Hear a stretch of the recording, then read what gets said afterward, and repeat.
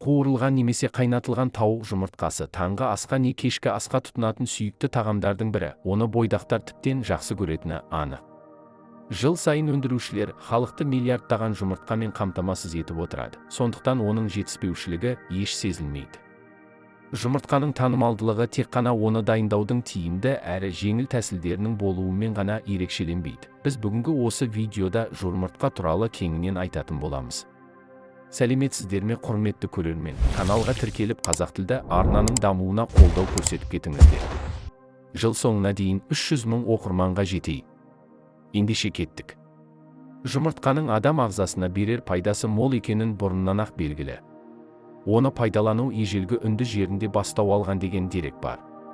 Ертеде қыз-келіншектер әжімнің көзін жою үшін немесе шаштары қатты болу үшін жұмыртқаны пайдаланған.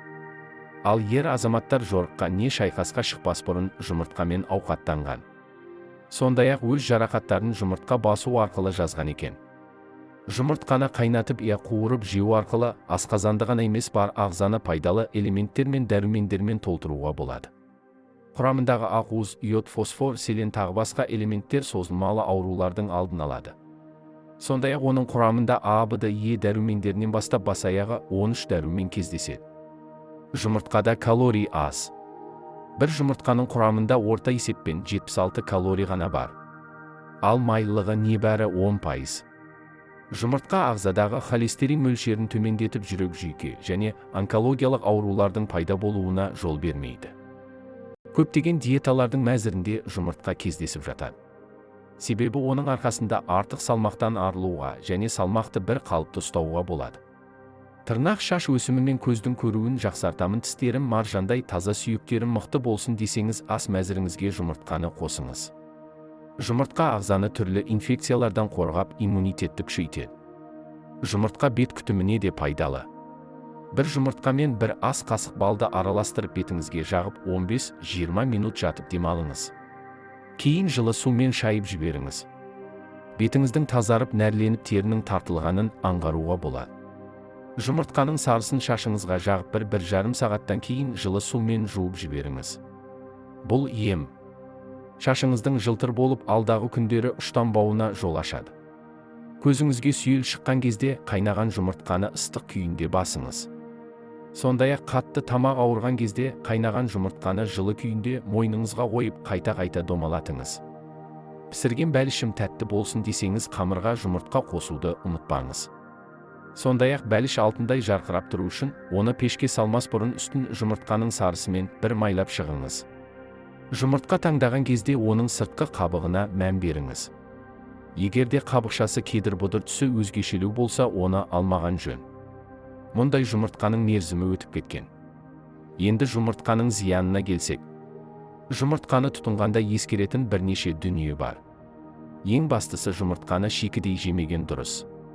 Ең дұрысы қайнату, жоғары температурада қайнағанда жұмыртқадағы бактериялар жойылады.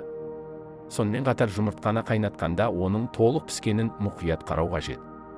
Себебі шала піскен жұмыртқаны бірнеше сағаттан соң жеуге болмайды.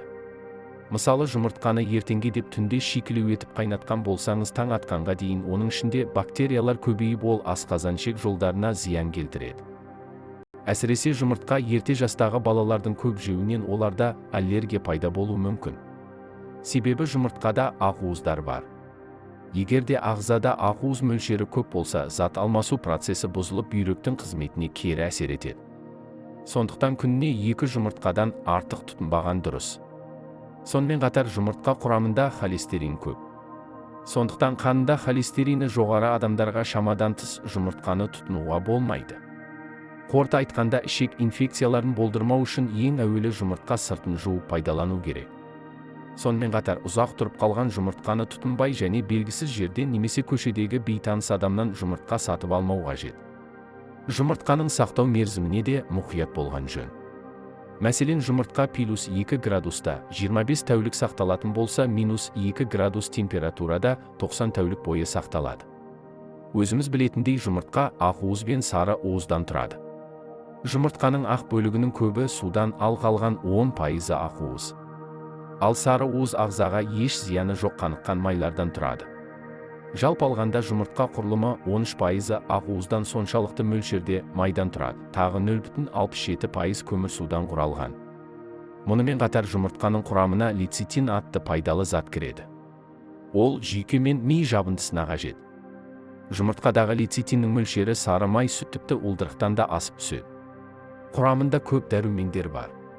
Әсіресе А дәрумені. Адам ағзасына бұл дәрумендердің өте жақсы сіңірілуіне байланысты алғашқы орындардың бірін. Жұмыртқаларды 1-2 градуста ащы иісі бар азық-түліктен аулақ сақтаған жөн. Тоңазытқышқа салмас бұрын сыртын ылғалдас нәрселерден тазартып барып салсаңыз, сонда ұзақ сақтауға қолайлы болады. Жұмыртқа амин қышқылдарында үйлестірілген протеиндер бар. Ол спортпен айналысатын адамдар үшін маңызды. Өт қабы ауыратын адамдардың жұмыртқаны жемегені дұрыс. Ал қалғандары күнделікті асып та қуырып та қолдануына болады. Достар, жұмыртқаның пайдасы туралы азда болса да ақпарат алды деген ойдамын. Таңғы асқа бір жұмыртқаны жеуді әдетке айналдырыңыз. Каналға тіркеліп лайк басып видеоны достарыңызбен бөлісіп кетіңіз.